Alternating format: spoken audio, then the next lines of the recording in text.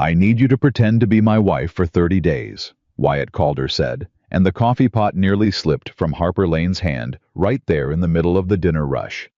She stared at him. This man who owned half the county who had never once looked at her like she was anything more than the woman who refilled his cup, and she felt something cold move through her chest, because the terrifying part wasn't the question. The terrifying part was that somewhere beneath all her pride and all her principles, she was already calculating whether she could say yes. If this story already has your heart pounding, hit that subscribe button right now, turn on notifications, and drop a comment telling me what city you're watching from. I want to see just how far this story travels. Now let's get into it. Harper Lane had been on her feet for 9 hours straight when Wyatt Calder walked through the door of the Silver Spoon Diner. She knew it was him before she even turned around. The whole room shifted. Conversations dropped half a volume. The cook slid a little closer to the pass-through window, and Doreen at the hostess stand straightened up like someone had pulled a string through the top of her head. That was the effect Wyatt Calder had on a room. Not because he was loud, not because he made demands, but because he was the kind of man who carried consequence with him the way other men carried wallets. Harper grabbed the coffee pot and kept moving. She had 3 tables waiting and a brother in a hospital bed 40 miles away.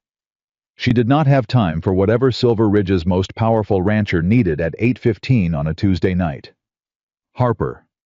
His voice caught her mid-step. She turned. He was already seated at the counter, not a booth, not a corner table, but the counter 2 stools from the end, like he wanted to be close enough to talk without making a scene. That alone told her something was different about tonight. "Mr. Calder." She set down a menu out of habit. He pushed it aside without looking at it. "Just coffee, and a few minutes of your time if you can spare it." She poured his cup and glanced back at table 6. "I've got a full section. I know. I'll wait." She didn't know why that bothered her so much. Maybe because he said it like it was a simple fact and not a negotiation. Wyatt Calder would wait. Therefore, she would come back. The arithmetic of power plain as a ledger line. She worked her section fast, checked on the Hendersons, dropped a pie slice for old Mr. Pruitt, who always ordered it at the end, instead of asking up front. Refilled waters, ran 2 plates, and came back to the counter with exactly the kind of efficiency that had kept her employed here for 3 years running. Doreen shot her a look that said, "What does he want?" Harper shot one back that said, "I have no idea." She planted herself across the counter from him. "All right, what can I do for you?" Wyatt wrapped both hands around his coffee mug. He was somewhere in his early 40s, though he wore it in a way that suggested the years had been working years, not easy ones. There were lines at the corners of his eyes and a steadiness about his jaw that most men his age hadn't earned yet. He was not a man who wasted motion, and he did not waste it now.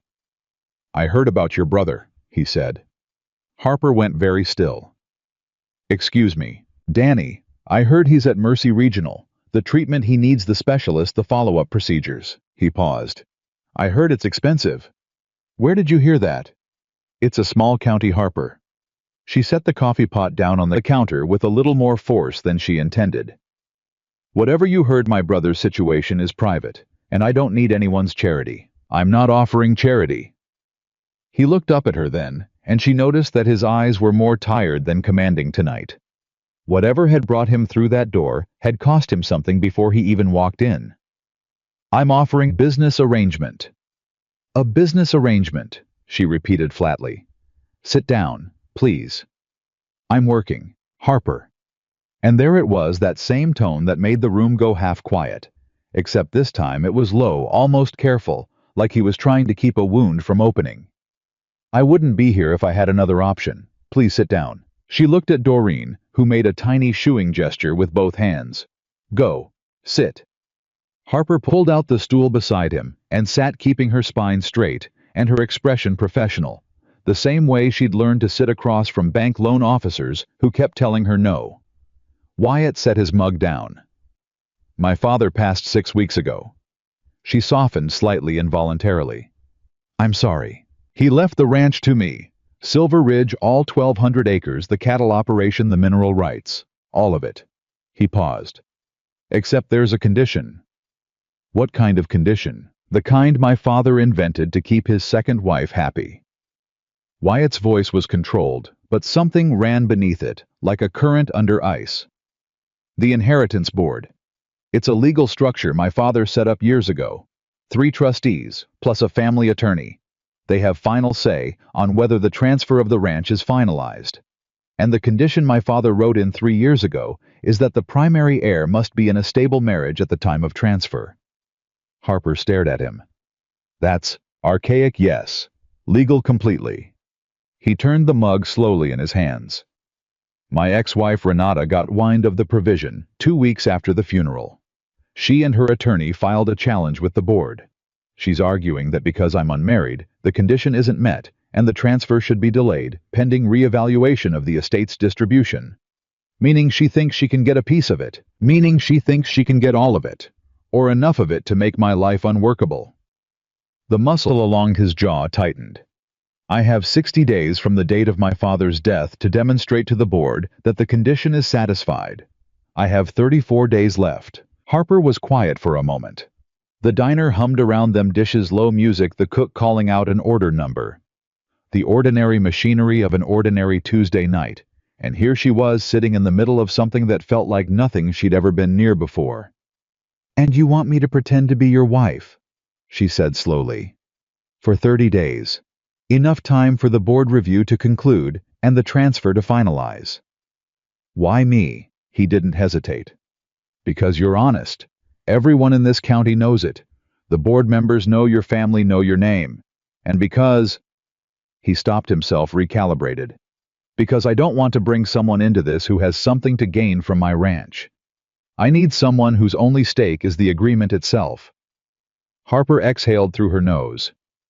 "You want someone you can trust not to turn on you." "Yes."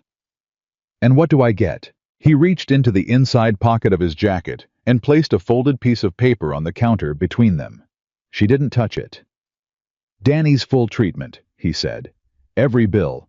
The specialist fees, the hospital stay, the follow-up. Paid in full within 48 hours of your agreement. You'd also receive a personal payment of $15,000 upon successful completion of the 30 days. Harper looked at the paper and did not pick it up. She thought about the call she'd gotten 2 days ago from the hospital's billing coordinator, a woman with a pleasant voice who had laid out numbers that felt like they'd been designed to break something. She thought about Danny's face the last time she'd visited, how he'd tried to make a joke about hospital food and couldn't quite hold the smile all the way through. She thought about the 3 rejection letters sitting in her apartment from the loan applications she'd filed in the past month. She thought about her pride. And then she thought about her brother. "I want to see the contract," she said. Something shifted behind Wyatt's eyes, relief maybe, or the careful cousin of it. He unfolded the paper and pushed it toward her. She read it slowly, the way she read everything important, starting over twice on the sections about legal liability and public disclosure. "It says I'd be residing at the ranch. The board will want to verify the arrangement is credible. That means shared residence. You'd have your own room, complete privacy. And your household staff. They'll be told the same story as the board. It has to be consistent. And Lily." She looked up at him. For the first time, something in his composure actually moved. He blinked once, deliberate, and when he answered, his voice was a half-step quieter. "What about her?" "She's 7 years old, Wyatt. I've seen her in here with you. She's a child who already lost her grandfather and is watching her home get threatened. If we tell her this is real and then it isn't, we won't lie to Lily." He said it fast, like it had been sitting right beneath the surface, ready to surface. "She's perceptive enough that a full lie wouldn't hold anyway. We'll keep the truth as simple as we can, that we're friends who are helping each other for a while. That's still a deception. It's a partial truth, which is the most honest option I have left." Harper folded her hands on the counter.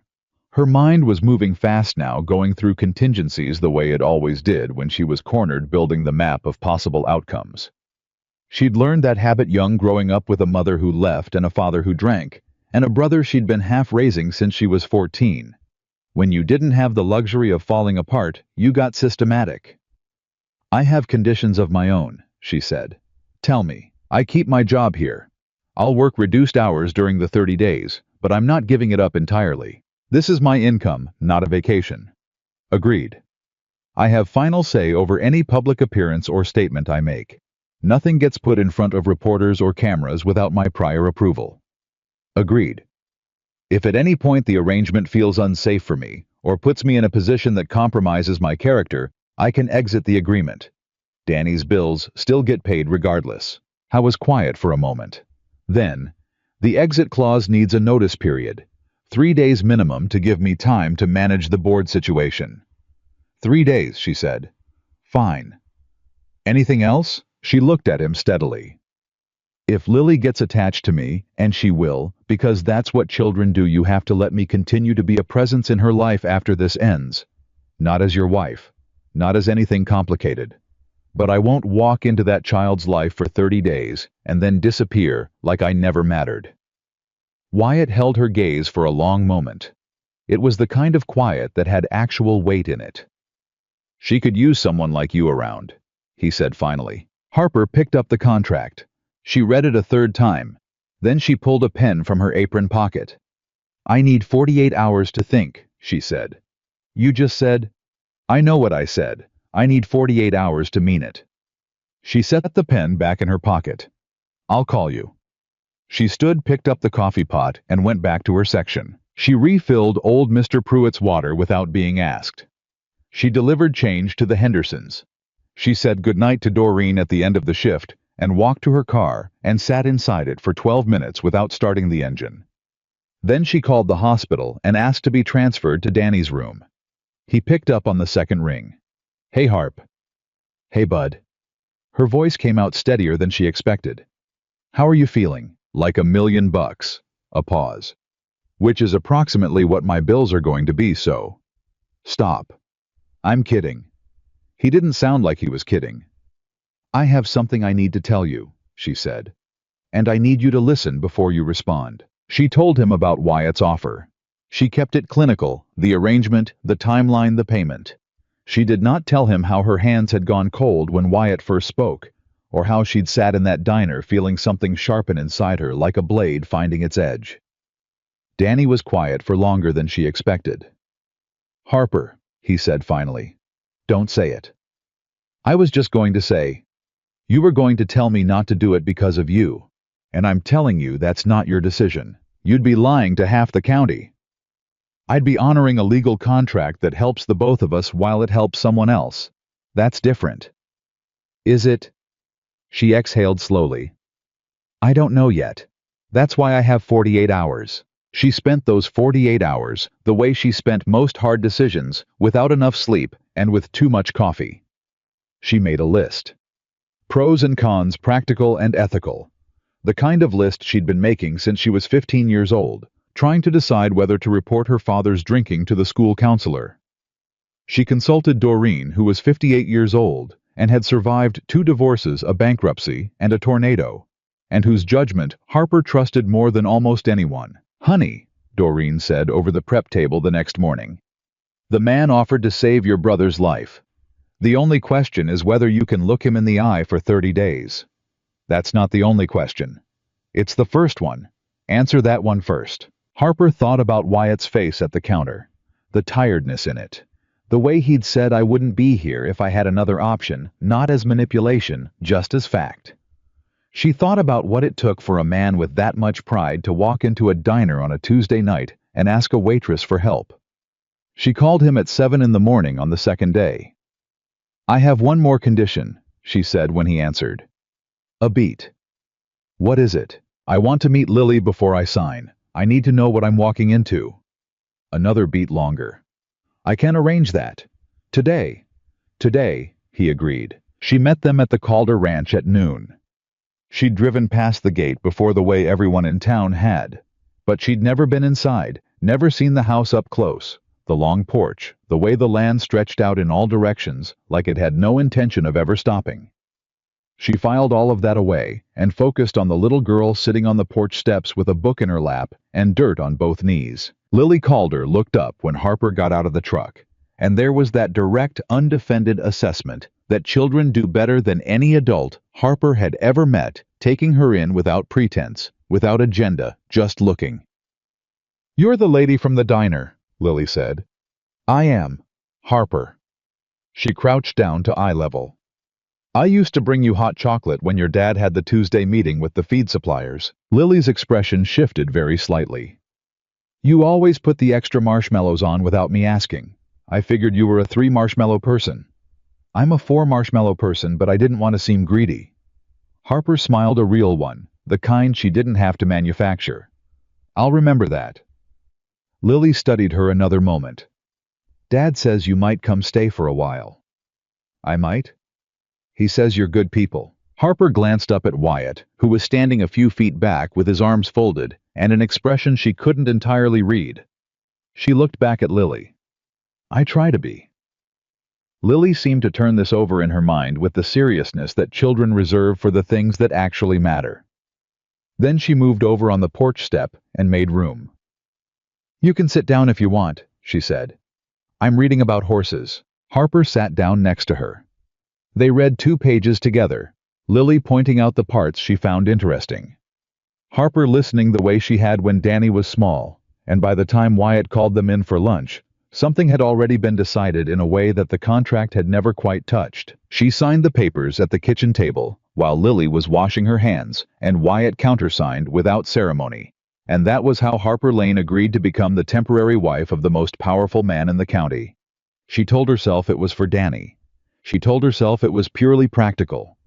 She told herself that 30 days was nothing, a month barely a season, a few pages in a calendar, and that she could navigate anything for 30 days. What she did not tell herself, because she was too careful and too honest to pretend she hadn't noticed, was the moment in the diner when Wyatt had first looked at her, really looked past the uniform and the coffee pot, and something in her chest had gone quiet in a way she hadn't expected. She filed that away too. She would deal with it later. She had 30 days to get through first. By the time she pulled back into her apartment complex that evening, Wyatt had already called Mercy Regional's billing department. The payment confirmation hit Danny's account before Harper even finished unpacking the bag she'd started to pack for the ranch. Her phone buzzed. Danny. They just called me. Harper. They just called me. She sat on the edge of her bed and pressed her thumb against his name and listened to his voice break just a little, the way it only ever did when something was too big to hold. It's okay, she said. It's okay, Danny. It's handled. What did you do? I made a deal. Harper. Go to sleep. You've got a procedure at 7. She kept her voice level, kept it warm, kept it all the things she needed it to be. I'll be there in the morning. She hung up and sat in the quiet for a long time. Somewhere across the county at Silver Ridge Ranch, a 7-year-old girl was probably already asleep with her horse's book under her pillow, and a tired man was probably standing on his porch, looking out at land that had been in his family for 3 generations, wondering if he'd just made the best decision of his life, or the kind of mistake that can't be taken back. Harper wondered the same thing. Then she finished packing her bag, set her alarm for 5:15, and went to sleep. She arrived at the ranch with 2 bags and a plan. The plan was simple, professional, warm, contained. She would be present without being personal. She would be kind without being vulnerable. She would give Lily her honest attention and give Wyatt her honest cooperation, and she would not under any circumstances start feeling things that were not in the contract. The housekeeper, a tall woman named Clara, who had been with the Calders for 12 years, and who had the kind of posture that communicated entire theses without a word, showed Harper to her room. It was large, clean, and full of windows that looked east toward the pastures. There was a small desk by one window where someone had placed a fresh vase of wildflowers. Harper set her bags down and stood looking at the flowers for a moment. She hadn't expected that. She sat at the desk and made a note in the small notebook she kept for important things. Day 1. Don't read into the flowers. Wyatt knocked on the open door 20 minutes later. He was in work clothes now, dusty boots, a plain shirt, the kind of worn inefficiency that came from decades of actual labor, and he held 2 mugs. Coffee. Please. He handed her one and leaned against the doorframe. The board's first review meeting is in 8 days. They'll want to see us together observe the household. I've asked them to come for dinner. All right. They'll ask questions. About how we met when we decided to... He paused. We should have a story that holds. What's close to true? She asked. I thought about it. You've been working in Garland for 3 years. I've eaten at the diner at least once a week for 2 of those years. A friendship that developed over time isn't much of a stretch. No, she agreed. It isn't. I'll let you fill in the details. You're better at the human parts than I am. That surprised her enough that she almost said something about it. She didn't. I'll have something by the end of the week. He nodded, pushed off the doorframe, and then stopped. Harper. Yeah. For what it's worth. He held the mug in both hands the same way he had at the diner counter. I know what I'm asking you to give up. The honesty of it. I know that costs you something. She met his eyes. Don't make it harder than it is by being decent about it. His mouth moved almost a smile. I'll try to be difficult then. I'd appreciate it. He left. She turned back to the window and looked out at the pastures, at the long rolling land going gold in the morning light. And she felt something she didn't have a name for yet. Not happiness exactly, and not dread, but something in between them, hovering, waiting to decide which direction to fall. She picked up her notebook. Day 1. The flowers were just flowers. The man is just a client. 30 days is 30 days. She drew a firm line under it. Then she underlined it again. She woke up on the second morning knowing exactly where she was. That was the thing. Nobody told you about moving into someone else's life. The first morning, you could still pretend it was temporary, in the way that hotels are temporary, just a place you're passing through. But the second morning, your body already knew the sounds. The creak of the hallway floorboard outside her door at 5:40, when Wyatt walked past toward the kitchen. The low voice he used when he talked to Clara before coffee was finished. The way Lily's room door opened differently than the others, slower, like the hinges had been deliberately kept from squeaking so she could come and go without waking the house. Harper lay still and listened to all of it, and understood that she had stepped into something that already had its own rhythm, and that rhythm was not going to pause for her comfort. She got up, got dressed, and went to the kitchen. Wyatt was already at the table with the ranch schedule spread out in front of him, his first coffee half gone. He looked up when she walked in, and there was a brief moment, just a half second, where neither of them seemed entirely sure of the protocol. Then Clara handed Harper a mug, and the moment passed. Board dinner is in 6 days, Wyatt said. I'd like to go over the details this morning if you have time. I have time. They sat across from each other at the kitchen table, with Clara moving quietly around them, and they built the story together. The way you'd build any structure carefully, starting with what was true and working outward. They'd met at the diner. Wyatt came in regularly. Harper worked his section. They'd talk the way people talk when one of them keeps showing up, and neither of them is quite indifferent to it. Somewhere in the second year, it had become something more than habit. They'd taken it slowly privately. The engagement had been small, intentional, real. How long have we been married? Harper asked. The board will have access to county records. We need to account for that. Then we need a date that works legally. She looked at him steadily. Did you file anything? My attorney filed an emergency declaration of marriage with the county 3 days after I came to see you at the diner. He said it without flinching. It's dated the Tuesday you agreed. Harper set down her mug. You filed before I signed. I filed before you called back yes. She stared at him. The silence stretched long enough to have a shape. That was a significant assumption, she said carefully. It was a necessary one. The board timeline required it. Wyatt. She kept her voice even, but she felt something tighten in her ribcage.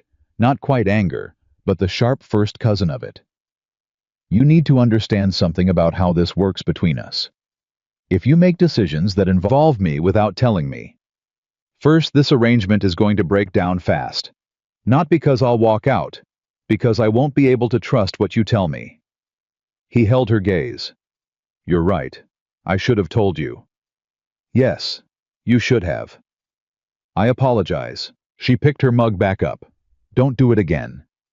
Understood. It wasn't the first time a powerful man had handled her like a variable instead of a person. It wouldn't be the last. But the fact that he'd said you're right without qualifying it, without adding a but or a however, or a pivot to his own justification that registered somewhere she wasn't expecting. She filed it away. She kept filing things away. She was starting to run out of space. Lily appeared in the kitchen doorway at 7:15, still in her pajamas, hair at full morning chaos, carrying the horse's book under one arm, like she'd been reading before she was fully awake. Harper. She said it simply, the way children say things they've already decided. Do you know how to braid? I do. Clara can only do ponytails. Dad can do ponytails that aren't really ponytails. They're ponytails, Wyatt said without looking up from the schedule. They're loops, Lily said, and looked at Harper. Will you braid my hair before school? Harper looked at Wyatt. He kept his eyes on the schedule, but the corner of his mouth moved in a way she'd already started to read as please. Sit down, she told Lily, and bring me a brush. She did Lily's hair at the kitchen table, while Wyatt went over the cattle rotation with the foreman on the phone, and Clara made eggs. It was ordinary in a way that Harper felt like a pressure behind her eyes. The warmth of it, the ease of it, the way Lily talked the whole time about her book and her teacher and a girl at school named Becca, who was sometimes nice and sometimes not. Harper braided and listened and asked questions at the right moments, and thought, this is the dangerous part. Not the board, not Renata, not the contract. This. The Tuesday morning ordinariness of it. The way it already fit.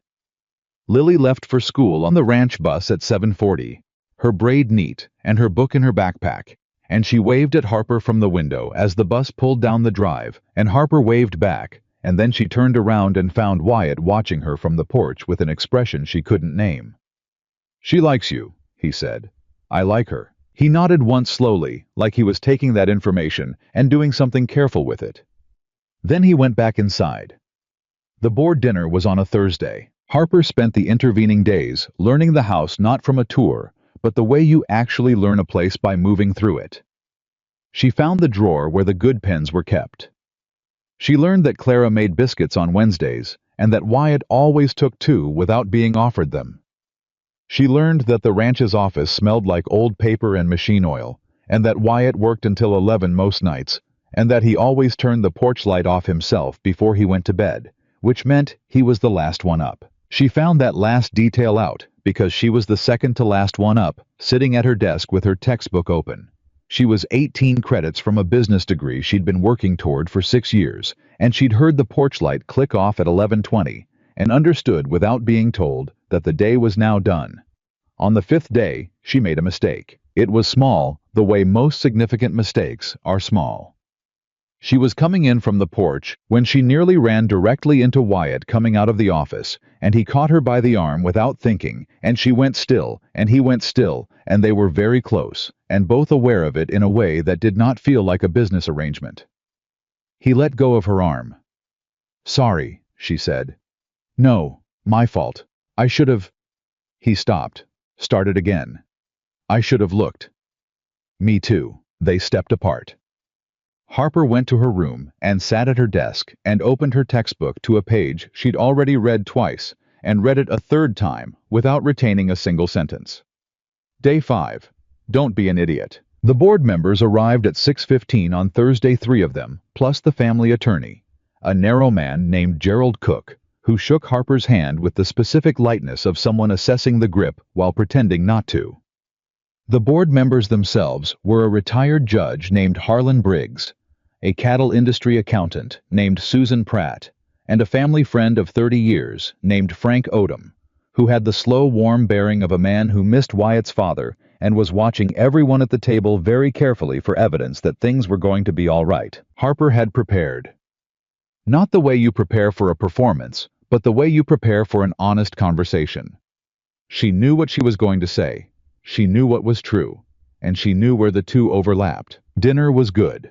Clara had made pot roast, and the table had Lily at it, which Harper had argued for, and Wyatt had initially resisted. She'll be a distraction, he'd said. She'll be an asset, Harper had replied. Children make adults tell the truth. He'd looked at her for a moment, like she'd said something he hadn't expected, and then he'd said, all right, she'd been right. Lily ate her pot roast and answered Susan Pratt's questions about school with complete honesty and without performance. And there was something in the way she reached over mid-meal and pushed Harper's water glass back from the edge of the table.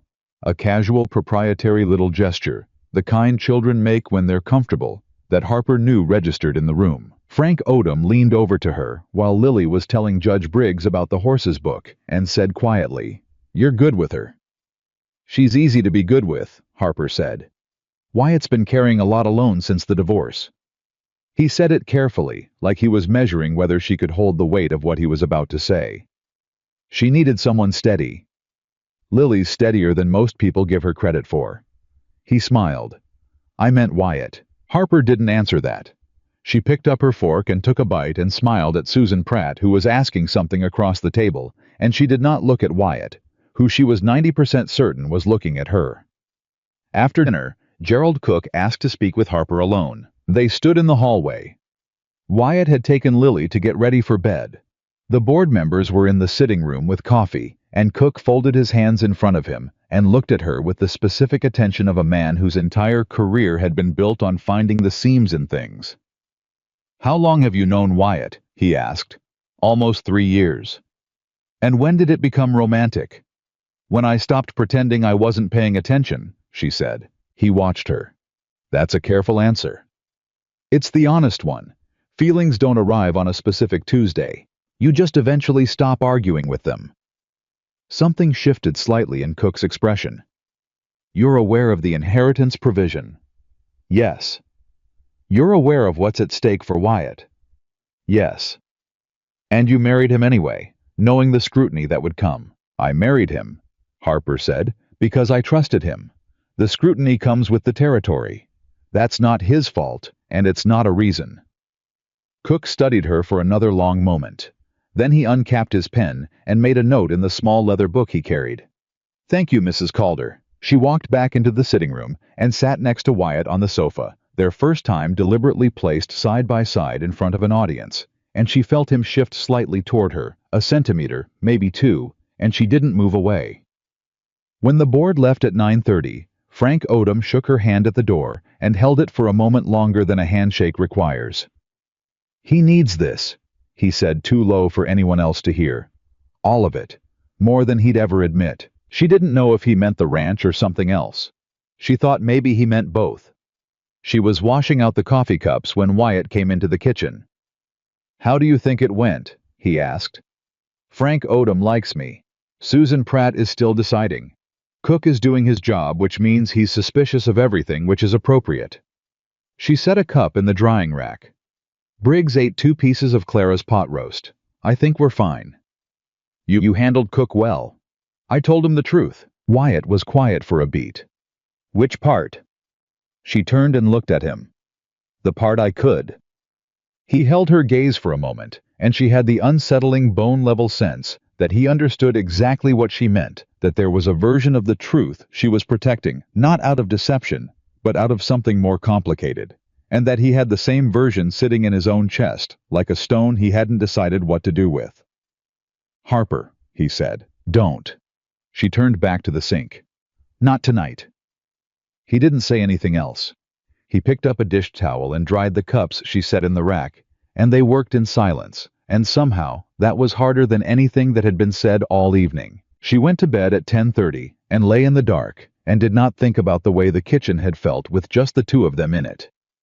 She thought about Danny instead, about how he'd called that afternoon to say his last scan results had come back better than expected, that the specialist was talking about full recovery, that he'd laughed for the first time in months, a real one, not the performance of optimism he'd been giving her for weeks. She held on to that. Danny's real laugh, the reason she was here, the thing that made the rest of it make sense. She was still holding on to it when she fell asleep. On the 8th day, Renata called. Harper knew it was Renata. Before Wyatt said a word, she could read it in the way he went still when his phone buzzed during breakfast, the particular stillness of someone bracing. He excused himself from the table, went to the porch, and Harper watched through the window because she was honest enough with herself to admit she was watching. The call lasted 4 minutes. When he came back in, he sat down and picked up his coffee and did not immediately speak, which Harper had come to understand meant he was deciding how much to say. "She knows you're here," he said. "How?" "She has people who watch the ranch. She's always had people who watch the ranch." He said it without bitterness, just the flat acknowledgement of someone who'd long since stopped being surprised. "She's filing an additional claim with the board. She's saying the marriage is too recent to be credible." Recent marriages happen. She's going to dig into your background, your finances, your relationship with Danny, and what his medical bills looked like before the arrangement. Harper set down her fork. "She'll find the bills." "Yes." "And she'll find the timing." "Yes." She thought for a moment. "Then we need to get in front of it." Wyatt looked at her. "What do you mean?" "I mean we tell the board ourselves, before Renata does." She met his eyes steadily. "Not the contract, we can't tell them the contract. But we can tell them that my brother was sick, that you helped, that you did it because you wanted to, and that the fact that you were willing to do that is exactly the kind of person I chose to marry." He stared at her. "You want to use the truth as a shield. I want to use the part of the truth that's actually true." She held his gaze. "You did pay Danny's bills. You did do it because you wanted to. You came to me because you trusted me. None of that is a lie." Something moved through his expression, slow, like weather changing. "You're good at this." "I've been making hard situations workable since I was 15. It's a skill set." He was quiet for a moment. Then, "All right, I'll call Frank Odom this morning." Good. She went back to her eggs. Lily was watching both of them with the focused attention of a child who understands more than adults believe. And when Harper glanced at her, Lily looked down at her plate and said conversationally, "Renata is not very nice." "Lily," Wyatt said. "I'm just saying what's true." Harper looked at Wyatt. He pressed his mouth together and looked at the ceiling briefly, and she felt laughter rise in her chest. Real laughter, startled and unguarded, and she caught it just before it surfaced. Barely. Lily looked at her. "You almost laughed." "I almost did," Harper agreed. "It's okay, she really isn't." The call to Frank Odom went well. The disclosure of the medical bills framed honestly, "Wyatt helped my brother before we married, because that's the kind of person he is," landed the way Harper had calculated it would. Frank was quiet when she told him, then said, "I'm glad he did that." And she knew in that moment that Renata had lost the most powerful board member before she'd even filed the claim. That evening, Lily asked Harper to read with her before bed. They sat on Lily's floor with the horse's book between them, and Lily leaned against Harper's arm in the easy physical way children lean when they've decided someone is safe, and Harper read aloud about the breeds and histories and bloodlines, while Lily made occasional corrections to her pronunciations, and the night outside was quiet and full of stars.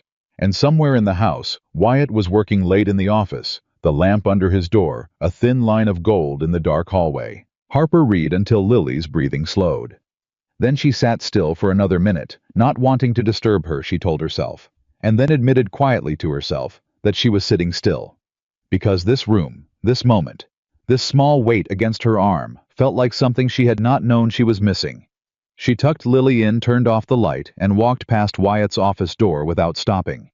The thin line of gold was still there. She went to her room, opened her notebook, and sat with her pen for a long time, without writing anything. Then she wrote day 8. The 30 days are going to be the easy part. She closed the notebook and didn't open it again that night. She stopped writing in the notebook on day 11, not because nothing was happening.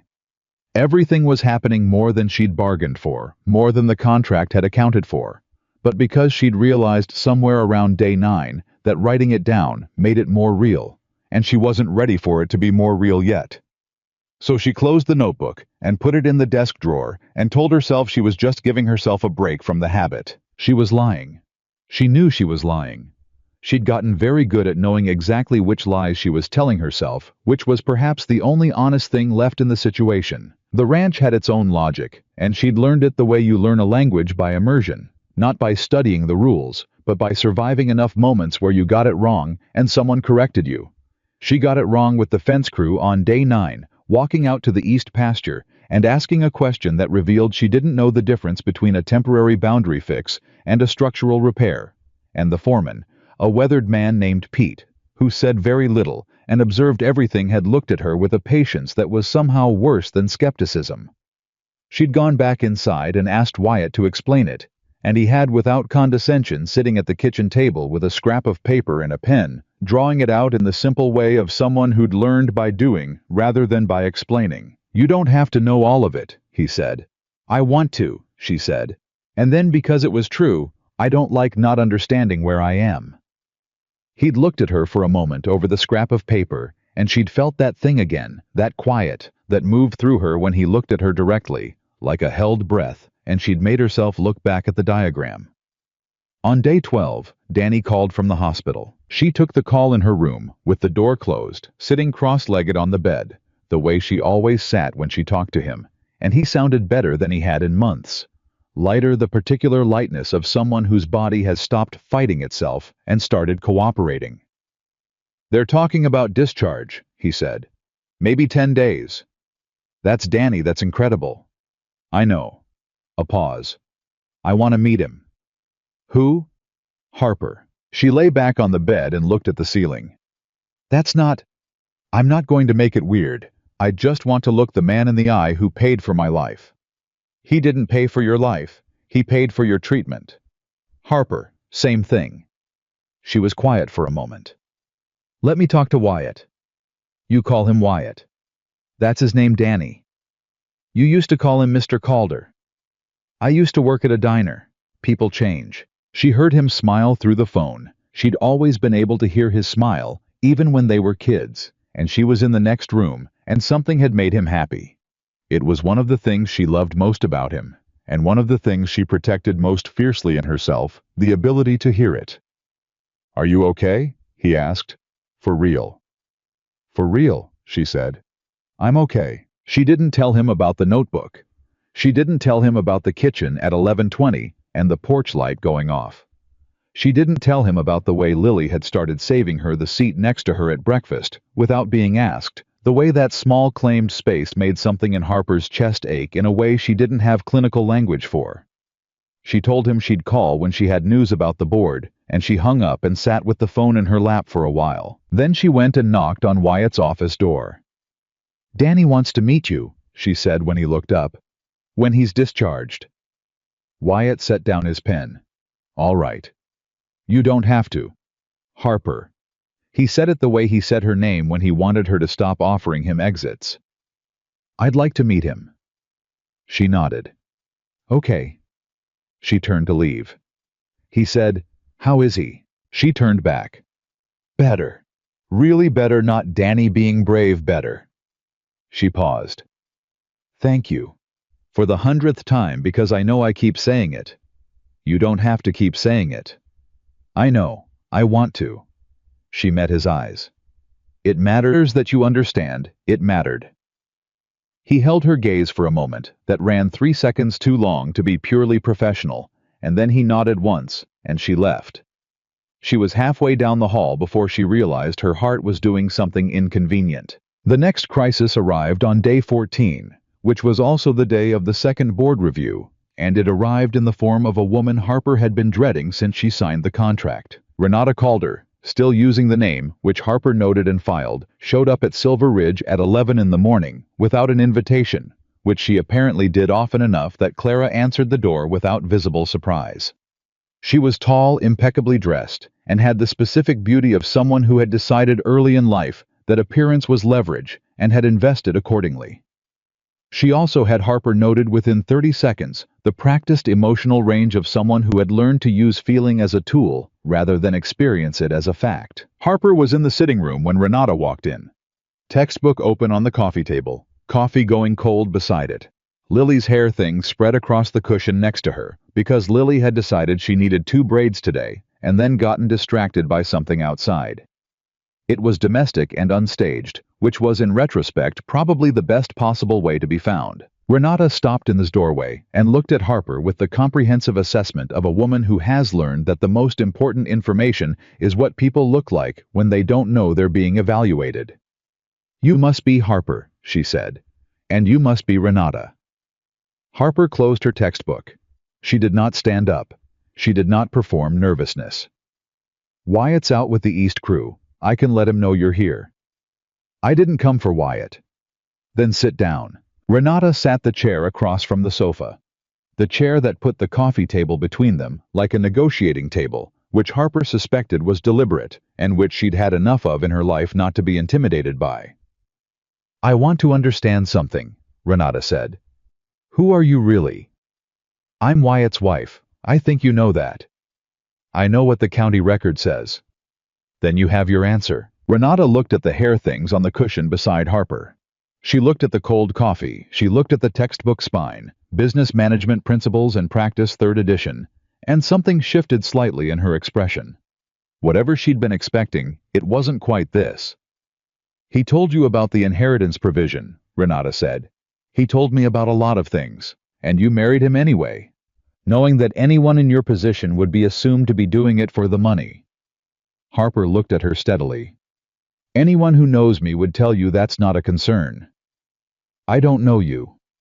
No, Harper said. You don't. Renata leaned forward slightly.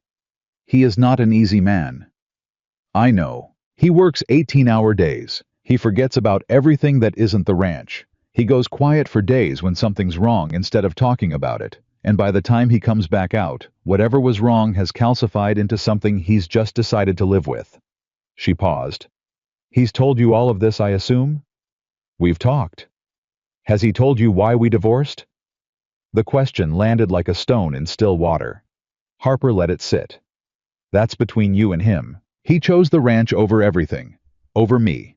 Over Lily, who he loves more than anything. He chose the ranch over being present for her first 3 years because the operation was in crisis, and there was always another crisis, and there was always another reason. Renata's voice had shifted. The performance quality had dropped out of it, replaced by something rawer and less controlled. I'm not telling you this to hurt him. I'm telling you because you should know what you're in. Harper looked at her for a long moment. Why do you actually want the ranch, Renata? The directness of it seemed to catch her off guard. Excuse me. You left. You took Lily for 2 years before the custody arrangement changed. You built a life. You don't want to come back here. Harper kept her voice even, not unkind. So why fight for the estate? What does winning actually get you? Renata went very still. Then quietly, control. The kind I didn't have when I was in it. She looked away for a moment. That probably sounds terrible. It sounds human. Something flickered across Renata's face. Surprise maybe, or its quiet aftermath. She looked at Harper with the careful reassessment of someone who'd come in ready for a fight and found something more complicated. He's changed, Renata said. Whatever else you need to know, he has changed. I don't know if you did that or if losing his father did it, but he's different now. She stood. That's either a very good thing or a very dangerous one, depending on what you want. What do you want? Harper asked. Renata picked up her bag. I want Lily to be happy. I want the legal fight to be over. She paused at the doorway. I want not to be the villain in a story I got into when I was 24 and didn't know what I was choosing. She left. Clara appeared in the hallway 30 seconds later, expressionless, and said, More coffee. Please, Harper said. She sat for a long time after Renata left. The sitting room was quiet around her, and her textbook was closed, and Lily's hair things were still on the cushion beside her, and she thought about what Renata had said. He chose the ranch over being present.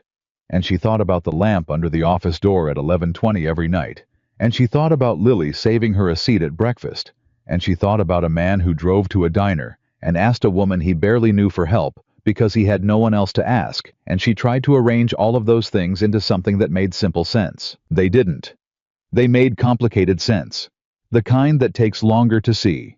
The storm came on day 16, 3 days after Renata's visit, and the morning after the board sent a letter confirming the second review had been satisfactory. It rolled in fast, the kind of spring storm that doesn't negotiate, that announces itself with a drop in pressure and a shift in the air that the horses feel 20 minutes before any weather instrument catches it.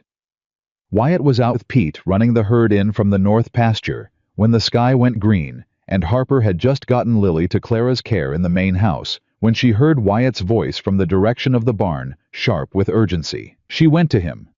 She went without deciding, to the way you move toward a sound when something in your body has already decided the thinking can happen later. The barn was noise and heat and movement. 3 horses that hadn't made it to the stable yet, circling and restless, the storm battering the roof with the specific percussion of something with real intent. Pete had gotten 2 of them secured, and Wyatt was working the 3rd, a young gelding named Slate, who had a tendency toward panic talking, low and steady moving in the slow, patient way that was nothing like how most people moved around frightened things. "Hold his head," Wyatt said without looking at her. She crossed to him, took hold of the halter on Slate's left side, kept her own breathing slow and deliberate, murmured something nonsensical and steady directly into the horse's ear. She'd grown up on the outer edge of horse country. She knew the voice you used. Between her and Wyatt, with Pete working the stall, they got Slate secured in 11 minutes. The storm peaked and broke over the barn like something conclusive, and then they were standing in the aftermath of it. The rain still going, the horses breathing down the 3 of them with the particular stillness of people who've just worked hard together and are coming back to regular time. Pete looked at both of them, looked at his watch, said, "I'll check the east fencing," and left with the timing of a man who had worked for Wyatt Calder long enough to understand when he wasn't needed. The barn went quiet in the way that only comes after noise. Harper let go of Slate's halter and stepped back. She was wet from the brief crossing from the house.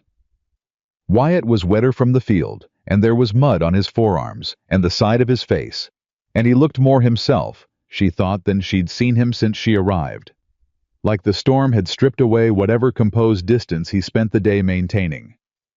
"You didn't have to come out," he said. "I heard you needed help. You could have sent Pete." "Pete was already with you." He looked at her. "You're soaked."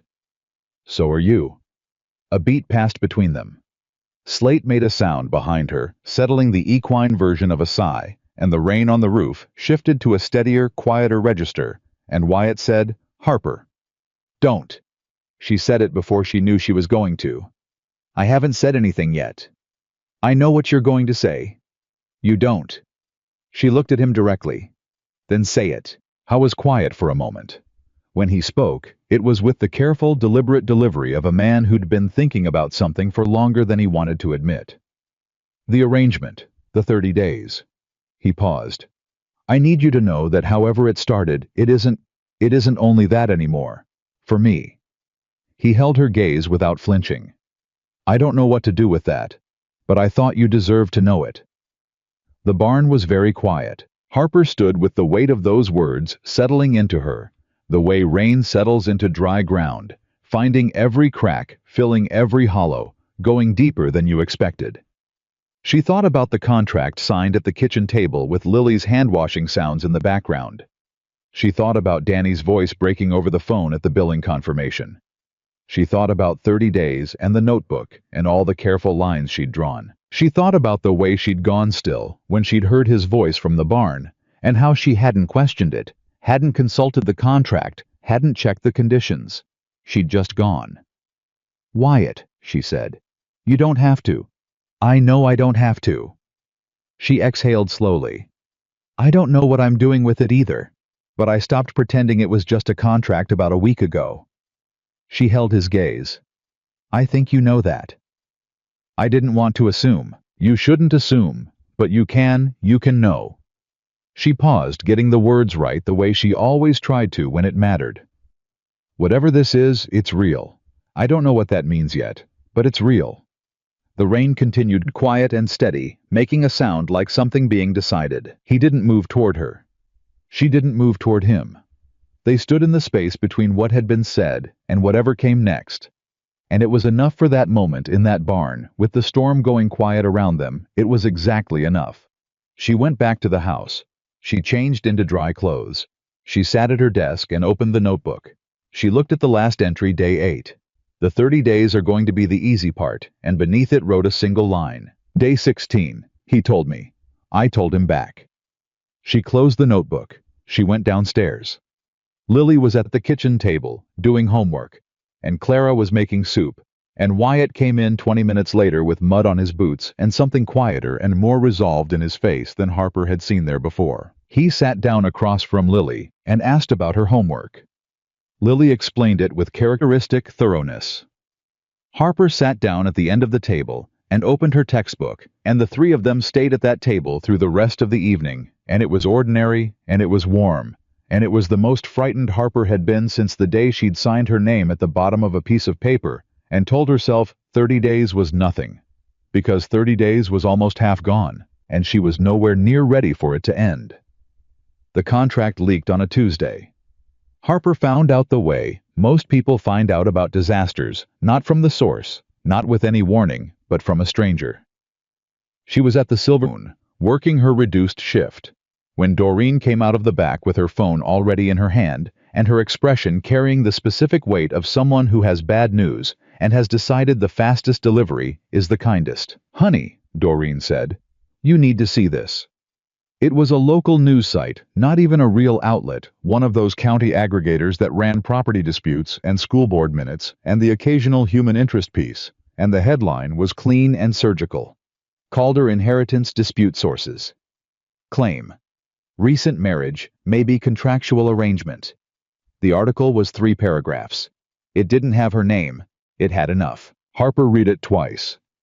Then she set the phone on the counter and went back to her section and finished the next 40 minutes of her shift, because she was Harper Lane, and she did not fall apart in public, and she did not make scenes, and she had 4 tables waiting. When the shift ended, she sat in her car for 10 minutes. Then she called Wyatt. He picked up on the first ring. "I've seen it." "Who leaked it?" "I don't know yet." His voice was controlled in the way that meant the control was costing him. "My attorney is working on the source. It could be someone on Renata's side. It could be—" He stopped. "Cook," Harper said. "A beat." "It's possible." "Is the board going to act on it?" "Frank called me 20 minutes ago. They want an emergency meeting. Thursday." Thursday was 3 days away. The contract had 14 days left to run. Harper looked through the windshield at the parking lot of the diner where she'd worked for 3 years at the ordinary Tuesday afternoon, going on around her, and she felt something move through her chest that was not quite panic and not quite grief, but lived in the neighborhood of both. "Harper." His voice came through the phone carefully. "I'm going to fix this." "I know you're going to try." "I'm going to fix it," he repeated. "But I need you to come back to the ranch. I need us to be in the same place when the board meets." She was quiet for a moment. "I'll be there by tonight." She hung up and drove back to her apartment and stood in the middle of it.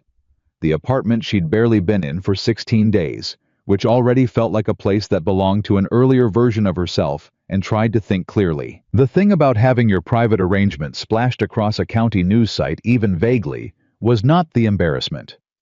Harper had grown up with a drunk father and a mother who left, and she had a very high threshold for embarrassment. The thing was the exposure of the mechanism, the sense that what she'd believed was a contained, purposeful choice had been turned into a story being told about her by someone else. She hated that. She had always hated that. The feeling of being a character in someone else's narrative rather than the author of her own. She packed her bag. She drove to the ranch. She did not let herself think about what Doreen's face had looked like in those first 3 seconds before she'd arranged it into something more supportive. Wyatt was waiting on the porch when she pulled in. Not performatively, he wasn't standing at the rail looking out like something from a movie. He was sitting on the top step with a coffee in his hand and the ranch schedule on his knee working, which was just what he did in any moment that wasn't something else. He looked up when her truck stopped, and the way he looked at her just looked direct, and without the usual careful management, made something shift inside her. She got out. "Where's Lily?" "Inside with Clara. She doesn't know about the article." "Good." She came up the steps with her bag over one shoulder. "Tell me everything you know." They went inside and sat at the kitchen table, the same table where she'd signed the contract, which felt significant in a way she wasn't going to say out loud, and Wyatt laid it out. His attorney had traced the leak to a paralegal in Gerald Cook's office, a young man named Travis, who had apparently been feeding information to a contact on Renata's legal team for the past 2 weeks. Cook himself may or may not have known. The board had been notified. Travis had been dismissed. The damage, however, was already in circulation. Renata's attorney filed an emergency motion this morning, Wyatt said. They're asking the board to suspend the inheritance transfer pending a full investigation into the validity of the marriage. On what grounds? The article. Circumstantial evidence. The timing of the marriage relative to the inheritance provision. He paused. And? He set down his coffee. They found the contract. Harper went completely still. What do you mean they found it? A copy. My attorney believes Travis photographed it when he was in Cook's office reviewing the estate documents. There was a copy in the file that Cook had requested as part of his board duty. Wyatt's jaw was tight. It's in Renata's attorney's hands. The kitchen was very quiet. Wyatt? Harper kept her voice level. If they submit that contract to the board, they won't be able to use it directly. My attorney says it's inadmissible as obtained evidence, but it informs their strategy. He looked at her. They know exactly what the arrangement was. They'll build their case around the circumstantial without needing to introduce the document directly. Harper pressed her hands flat on the table. She thought for 15 seconds, clean, methodical, the way she'd been thinking through problems her whole life. Then she said, "Then we stop playing defense." What do you mean? I mean we walk into that board meeting Thursday and we tell them the truth before Renata's attorney does. Wyatt stared at her. We tell them about the contract. We tell them about the contract, she said. Everything. The arrangement, the terms, the payment, Danny's treatment. All of it. She held his gaze. And then we tell them what's also true, that whatever started as an arrangement is not an arrangement anymore. And we let them decide what that's worth. Harper, if we disclose the contract, if we don't, and Renata's team finds a way to introduce it anyway, we look like we were hiding it, which is worse. She leaned forward. The only story we can tell that nobody can take apart is the one that's actually true. And the true story, all of it, is not a bad one. It's a human one. Wyatt, you came to me because you were desperate and you trusted me. I came because my brother needed me, and I trusted you back. And somewhere in the middle of 30 days, neither of us is pretending anymore. She held his eyes. Is that true? A long moment passed. Yes, he said. It's true. Then that's what we say. She went to bed that night, knowing Thursday was going to be the hardest room she'd ever walked into. She'd sat across from bank loan officers. She'd handled Renata one-on-one. She'd managed Gerald Cook's scrutiny over pot roast. None of that was a board of trustees with a contract in their adversary's back pocket and a legal motion on the table. She slept 5 hours, which was more than she expected. At 2 in the morning, she heard Lily's door open and the soft sound of small feet in the hallway, and then a quiet knock at her door. Come in, she said. Lily appeared in the doorway in her pajamas holding the horse's book. I had a bad dream. Harper pulled back the blanket on the far side of the bed. Lily crossed the room without further discussion and climbed in and settled against Harper's side with the complete comfort of a child who had decided this was a safe place and was acting accordingly. What was the dream? Harper asked. You were leaving. Harper was quiet for a moment.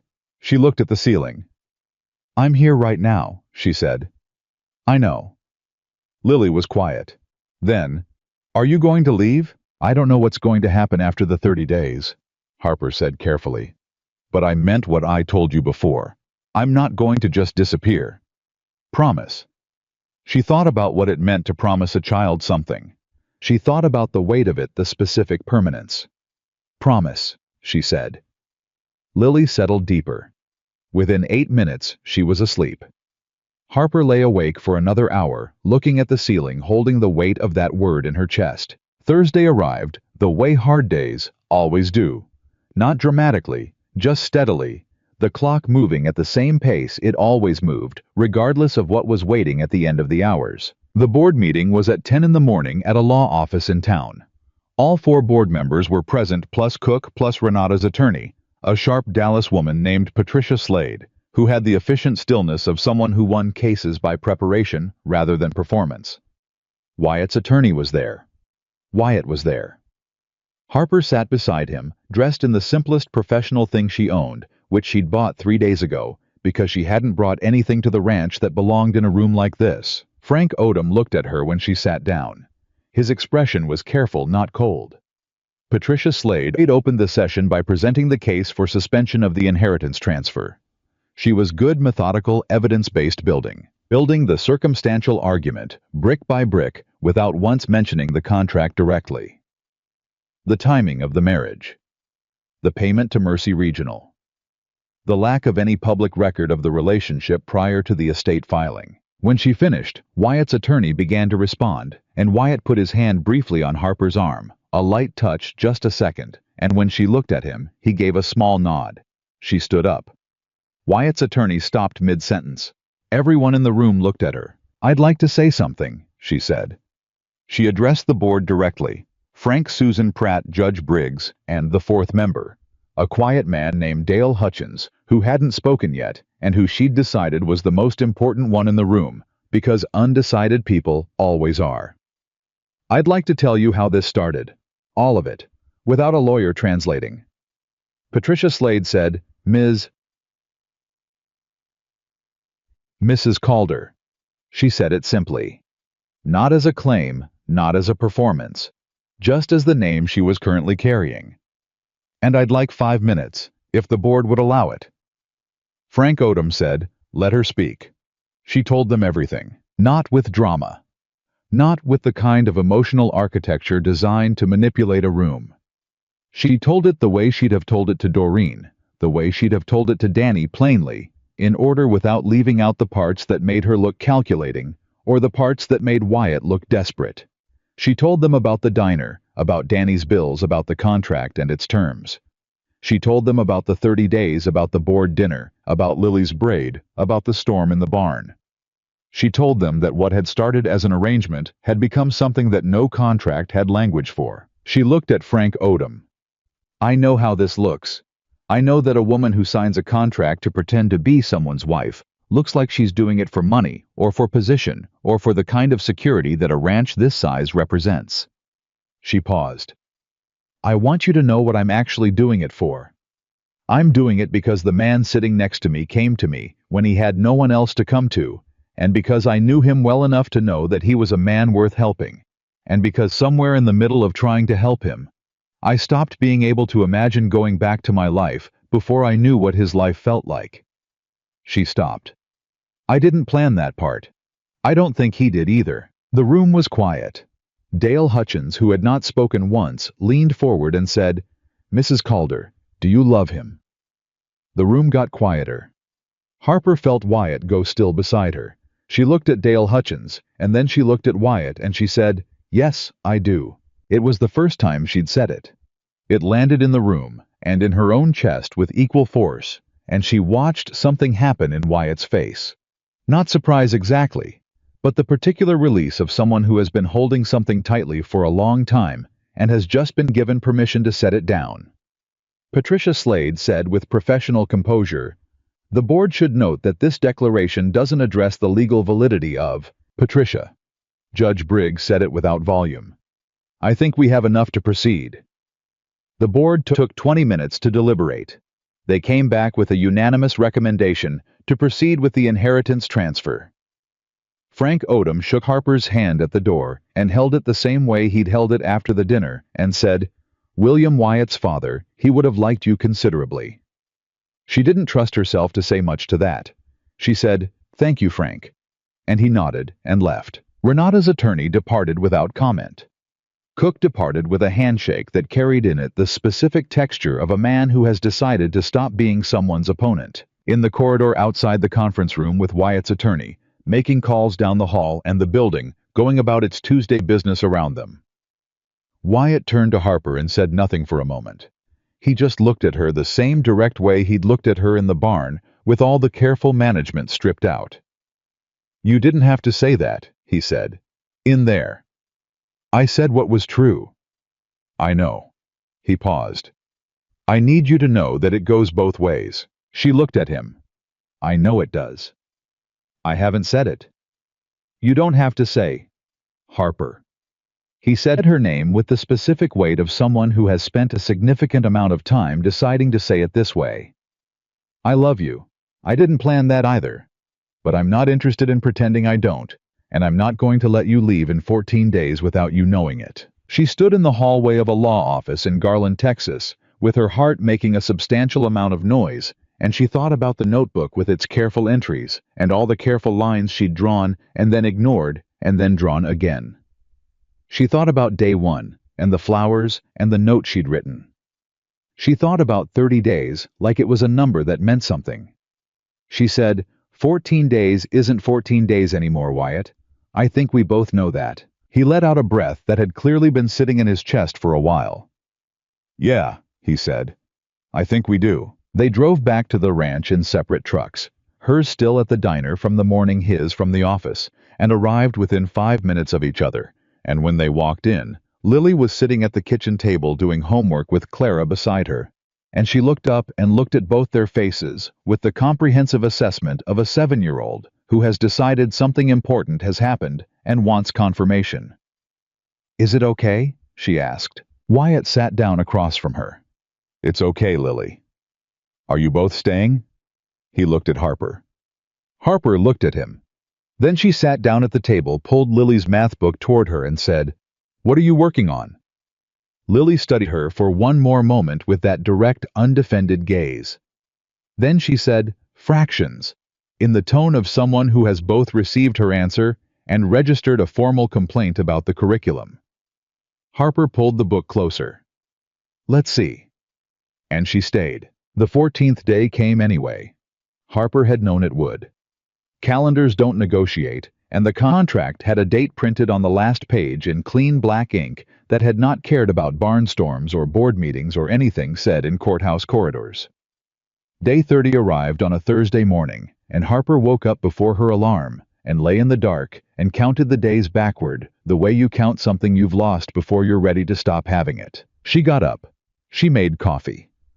She sat at the kitchen table before anyone else was awake, and she looked at the contract which she'd retrieved from her room the night before and placed on the table in front of her. The way you place something you need to look at directly before you can decide what to do with it. 30 days. Signed and dated. Fulfilled. She heard Wyatt's footsteps in the hall at 5:40, same as always. The floorboard she'd memorized on day 2, giving its familiar sound. He came into the kitchen and stopped when he saw her at the table. He saw the contract. He poured himself a coffee and sat down across from her without a word. They looked at it together for a moment. It's done, she said. Legally, yes. The transfer went through yesterday. Frank confirmed it. I know. She looked up at him. So what happens now? He held her gaze with the steadiness she'd come to rely on more than she'd intended. That depends entirely on what you want. Wyatt. I'm not going to tell you to stay because it's convenient for me. I'm not going to make this another arrangement. He said it plainly without drama, because that was how he said the things that mattered most. I'm asking you what you want. Not what Danny needs, not what Lily needs, not what makes the situation tidy. What do you want, Harper? She looked at the contract on the table. She thought about the woman who had sat at this same table 30 days ago and signed her name with a practical hand, and told herself it was purely transactional.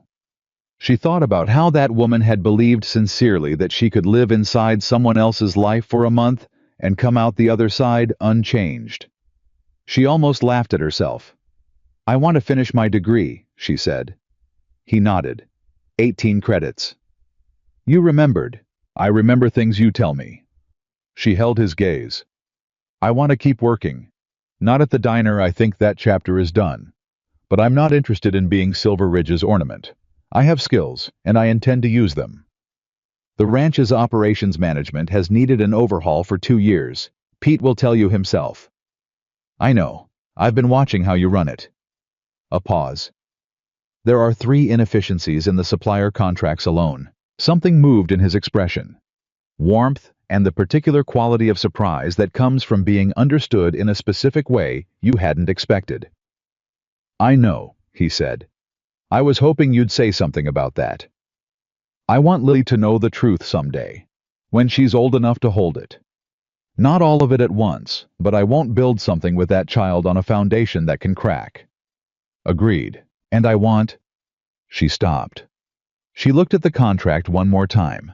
Then she picked it up and folded it once and set it aside and said, "I want this to be real, completely honestly real. No more contracts, no more arrangements. If I stay because I'm choosing it and you're choosing it, and both of us know exactly what we're choosing." Wyatt reached across the table and put his hand over hers. It was the first time he'd done that. Not the light touch in the board meeting, not the accidental contact in the hallway, but a deliberate, unhurried choice. "Then stay," he said.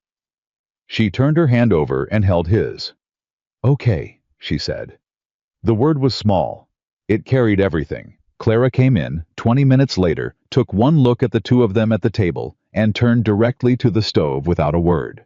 But Harper saw the set of her shoulders shift in a way that looked remarkably like relief, and she filed that away with everything else she'd been filing for 30 days, except this time she wasn't going to draw a careful line under it. Lily came down at 7:15. She stopped in the kitchen doorway and looked at Harper the way she always did, that direct, unmediated assessment. And then she looked at the fact that Harper was still there, still at the kitchen table, with the particular quality of permanence that children read before adults can articulate it. "You're not leaving," Lily said. "I'm not leaving." Lily walked to the table and sat in her chair and picked up her orange juice and said, "Good," in the tone of a person who had already decided this and was simply confirming the paperwork had caught up. Harper looked at Wyatt. He was looking at his daughter with the expression of a man who had been given back something he'd been afraid to ask for. The day that followed was ordinary in the best possible way. Harper called Danny, who was home from the hospital and moving slowly, but moving, making himself coffee, complaining about daytime television, sounding like himself again. She told him she was staying at Silver Ridge. He was quiet for exactly 3 seconds. "I knew it," he said. "You didn't know anything." "I knew it from the second you said his name without the mister." "Danny, I'm happy, Harper." His voice was simple and full. "I'm really genuinely happy. For both of you." She held the phone and looked out the window at the east pasture and felt something move through her chest that had no adequate name. Gratitude and grief and love, and the strange specific ache of a person who has spent so long surviving that arriving somewhere safe feels almost like a foreign language. "Come meet him," she said, "when you're stronger." "Try to stop me." She hung up and stood with the phone in her hand and let herself feel all of it, the whole weight and warmth of the past 30 days and everything they'd turned into, and she didn't file it away. She just felt it. Then Renata called. Harper saw the name on the screen and answered it before she could decide not to. "I heard about the board," Renata said. "Then you heard it went through." "I heard." A pause. "I'm withdrawing the legal challenge. Patricia is filing the paperwork today." Harper leaned against the wall. "Why?" "Because I went to see my attorney this morning and I told him I was done." Renata's voice was different than it had been in the sitting room, not the polished performance, not the rawer second version. Something quieter, more decided. "I've been fighting for control of something I don't actually want because it felt better than admitting I was the one who walked away." That's... She stopped. "That's not a fight I'm proud of." "Renata, I'm not asking for anything. I'm not expecting gratitude." She paused. "I just want Lily to be okay. That's actually the only thing I wanted from the beginning, and somewhere I lost track of it." Harper thought about what Renata had said in the sitting room. "I want not to be the villain in a story I got into when I was 24. She thought about how easy it would be to let Renata stay the villain, how much simpler it would make the narrative. "She's okay," Harper said. "She's really okay, Renata. She's sharp and warm, and she reads about horses at 7 in the morning. You did a lot of things right." The silence on the other end lasted long enough that Harper wondered if the call had dropped. Then Renata said, "Thank you for that," in a voice that had no performance left in it at all. She hung up. Harper stood in the hallway for a moment holding the phone and then went to find Wyatt, who was in the office. She knocked on the open door, the same door with its thin line of gold that she'd walked past so many carefully nights, and he looked up. "Renata's dropping the challenge," she said. He was quiet for a moment. Then, "How do you feel about that?" "Relieved." She paused. And a little sorry for her, which I didn't expect. She's not a bad person. I know. That's what makes it complicated. He nodded slowly. Come in, he said. Sit down. I want to show you the supplier contracts. She sat down across from him, and he spread the files across the desk, and for the next 2 hours they worked side by side in the office that smelled like old paper and machine oil. And Harper found the 3 inefficiencies she'd already spotted, and 2 more she hadn't, and Wyatt followed her reasoning without condescension, and pushed back on 2 of her conclusions with better data. And she revised her analysis accordingly.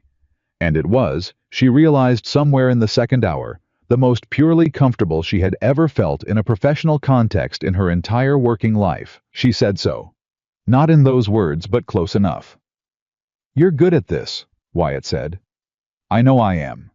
He smiled, a real one, the kind she'd been cataloging since day 4, because they were rare and specific. I know you know. I like that you know. The ranch foreman, Pete, knocked on the office door at 4 o'clock, hat in hand, and looked at Harper with the expression of a man who had been revising his assessment of someone for 2 weeks and had reached a conclusion. Mrs. Calder, he said, I heard what you said at the board meeting. Pete, I want you to know that the crew... He stopped, recalibrated. He was not a man built for speeches. We're glad you're staying, that's all. He put his hat back on and left. Harper looked at Wyatt. He shrugged with the smallest possible movement of one shoulder, which she had learned meant I told you so in his personal vocabulary. Don't, she said. I didn't say anything. You were about to. I was going to say that Pete has worked here for 19 years and has said approximately 40 personal things in that time, and you just got one of them. She looked at the doorway where Pete had been standing. I'll take it, she said. The community moved fast once the word was out. Not the leak, not the article, but the real word, the kind that travels through county diners and feed stores and church parking lots and carries actual information rather than speculation. Harper Lane was staying at Silver Ridge. Harper Lane was Wyatt Calder's wife in the way that mattered, which was the way that had nothing to do with a county record and everything to do with showing up. Doreen called on a Friday. I need you to know I'm keeping your apron, she said, as a memorial. I'll come eat there twice a week. You better. A pause, and then Doreen's voice did the thing it did when she was being sincere, which was, lose about 30% of its performance quality. I'm proud of you, honey. I've been proud of you for 3 years, but I'm especially proud of you now. Harper stood in the kitchen of the Calder Ranch and held the phone and didn't try to say anything clever. Thank you, Doreen. Now go live your life, and bring that man in sometime. I want to look him in the eye. He'll have the pot roast. They all have the pot roast. She hung up and put the phone in her pocket and looked at the kitchen. The good pens drawer, the Wednesday biscuits, the table where she'd signed a contract and where she'd had the most important conversation of her adult life, and she felt the full quiet weight of belonging to a place. Danny came to Silver Ridge 3 weeks after his discharge. He arrived on a Saturday afternoon, still thinner than Harper liked, moving with the careful economy of someone whose body was reminding him it had recently been through something significant. Wyatt met him at the truck and shook his hand, and Danny looked at Wyatt with the thorough assessing look of a younger brother whose older sister has been his whole family for most of his life, and Wyatt looked back at him without apology or performance, and the handshake lasted a second longer than a standard greeting. Danny said, She said you paid without asking for anything first. I asked for something, Wyatt said.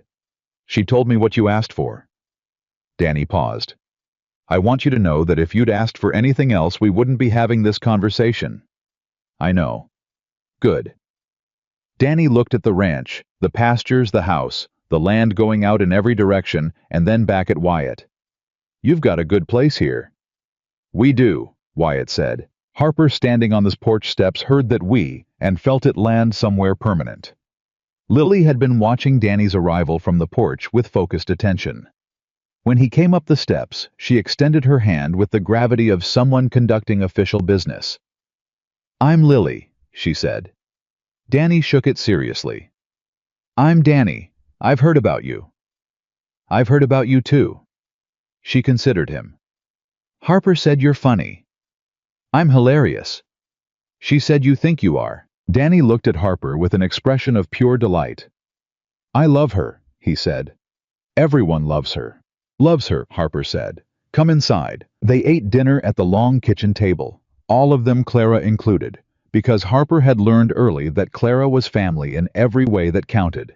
And Danny told his hospital stories with the dark humor of someone who had earned the right to laugh at them, and Lily asked him questions with the thoroughness of a journalist, and Wyatt refilled everyone's water without being asked, and said very little, and watched everything, and Harper sat at that table and looked at the people around it, and understood something she hadn't had the language for on day one. This was what she'd been building toward. Not just in 30 days.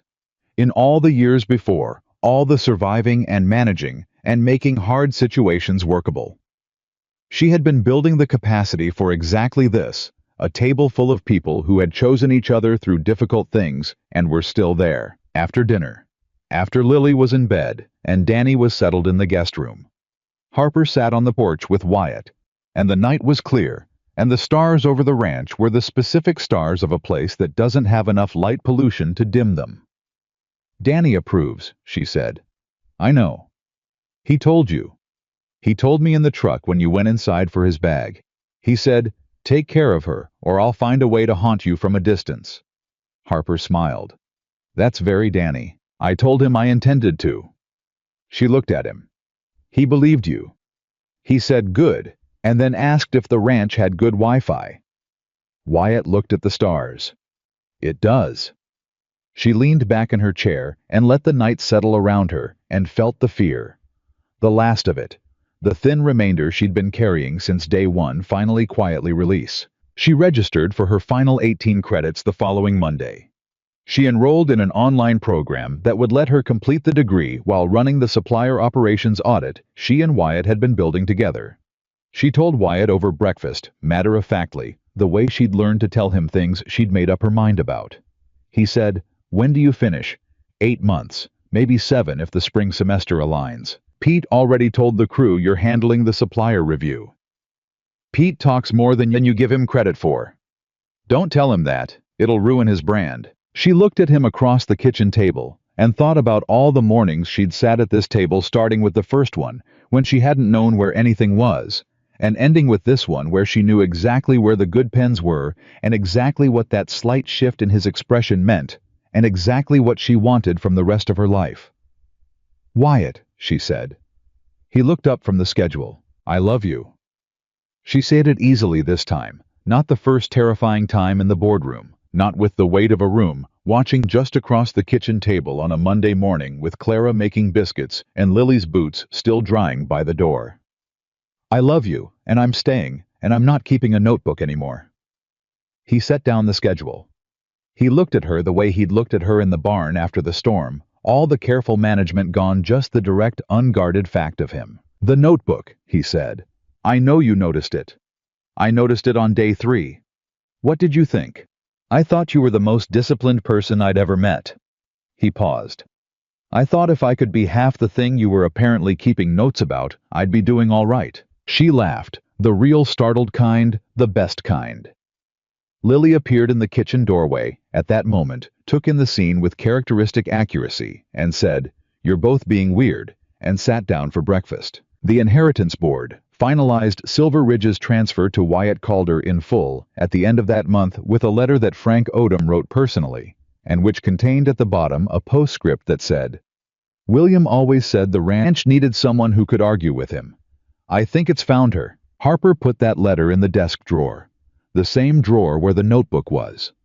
She didn't need the notebook anymore, but she kept it because she was a person who kept the record of hard things, not to dwell in them, but to remember that she had gotten through them. Day 1 was in there. The flowers were just flowers. The man is just a client. 30 days is 30 days. Day 8. The 30 days are going to be the easy part. Day 16. He told me. I told him back. And the last entry, written on the morning of day 30, before the conversation at the kitchen table before she'd said, "Okay," with the word "carrying everything." "Today the contract ends. I don't know what begins. But I know I'm not leaving, and I know it's not because of Danny, and I know it's not because of the ranch, And I know it's not because of Lily, even though I would stay for Lily alone. I'm staying because I walked into this house a stranger, and somewhere between the biscuits and the storm and the barn and the boardroom, I became something I don't have a contract word for. I became someone who belongs here. That's worth more than 30 days. That's worth everything. She closed the drawer and went downstairs, and Wyatt was already on the porch with his coffee, and the morning was doing what mornings do at Silver Ridge, coming in clean and wide and full of work and life and everything that mattered. And Harper Lane walked out to join him, not as a woman on a 30-day arrangement, not as a woman trying to survive another hard situation, but as a woman who had chosen this completely and clearly, with her whole, honest heart. She had come to Silver Ridge to save her brother and stay 30 days and leave with her integrity intact. She stayed because integrity, it turned out, wasn't something you protected by keeping your distance. It was something you built by staying, by choosing, by being willing to let something real happen to you, even when real things were terrifying and uncontracted and could not be written in a notebook and kept safe in a drawer. Harper Lane had spent her whole life making hard situations workable. This was the first one that had made her whole.